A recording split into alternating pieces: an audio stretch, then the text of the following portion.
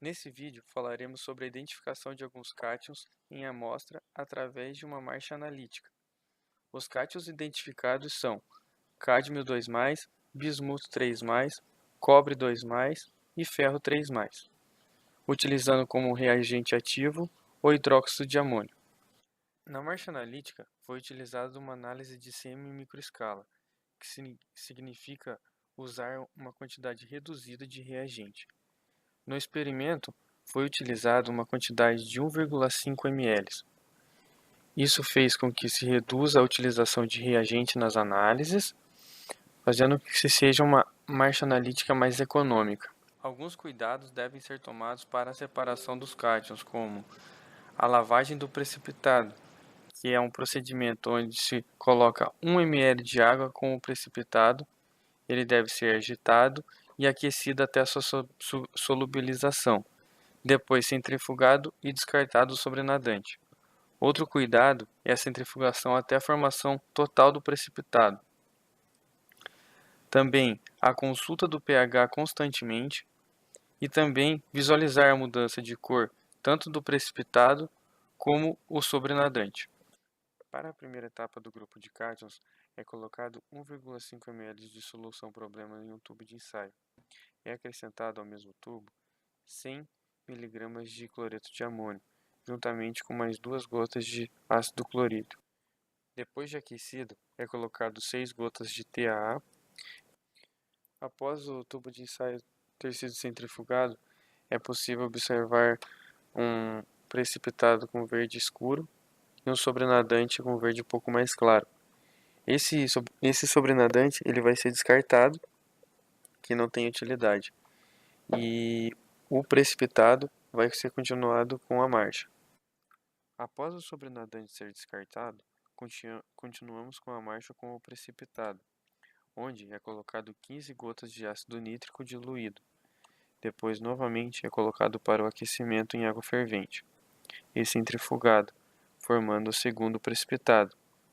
Nesse caso, o precipitado será descartado, tendo interesse somente no sobrenadante. Dando continuidade à marcha, agora com o segundo sobrenadante, deve-se esperar até o resfriamento da solução, para então adicionar hidróxido de amônio até obter um pH alcalino. Quando ficar com o pH adequado, terá a formação de um precipitado azul, que vai estar indicando cobre.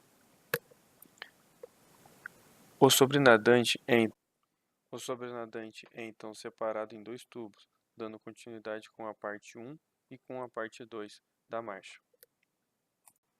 Após o sobrenadante ser dividido em 2 tubos, no primeiro tubo será feita a confirmação da presença do cobre. É colocado no sobrenadante ácido acético até o pH ácido. Depois de obter um pH ácido, sendo possível observar com o papel tornassol, é acrescentado à amostra 1 gota de ferrocianeto. Deve-se então ser centrifugado. A formação de um precipitado vermelho confirma a presença de cobre na amostra. Já com a segunda parte do sobrenadante, que foi dividido em 2 partes, deve-se verificar o seu pH, pois o pH não pode ser ácido. Depois de confirmar o pH da amostra, é acrescentado cianeto de sódio até o descoloramento do azul na amostra, e depois mais 2 gotas de TAA. A formação de um precipitado amarelo confirma a presença de cádmio na amostra.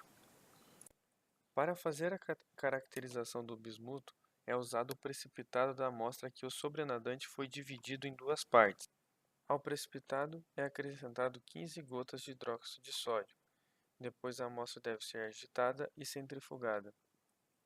O sobrenadante é então descartado e no precipitado é colocado 2 gotas de cloreto de estanho mais 6 gotas de hidróxido de sódio. Depois de agitado e centrifugado, a formação de um precipitado preto confirma a presença de bismuto na amostra. Agora, para a caracterização do cátion ferro, foi colocado 1,5 ml de solução problema juntamente com 3 gotas de cloreto de amônio saturado e mais 10 gotas de hidróxido de amônio.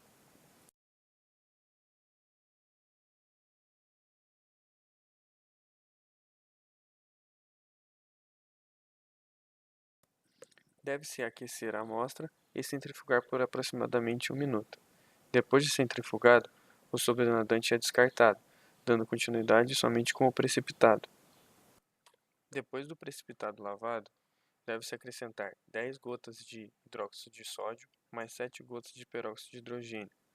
Deve-se novamente agitar e aquecer até a solubilização da amostra e centrifugar, formando novamente um sobrenadante e um precipitado. O sobrenadante ele é descartado e o precipitado deve ser lavado novamente com 1 ml de água ionizada, agitado e aquecido até a sua solubilização e depois centrifugado para o descarte do sobrenadante. Após o precipitado passar pela segunda lavagem, deve ser acrescentado 10 gotas de ácido sulfúrico diluído. Ele deve ser então agitado e centrifugado. O precipitado deve então ser descartado, é um precipitado negro. Já o sobrenadante deve ser acrescentado 1 gota de ferro e cianeto para confirmar a presença de ferro. A formação de um precipitado azul confirma a presença de ferro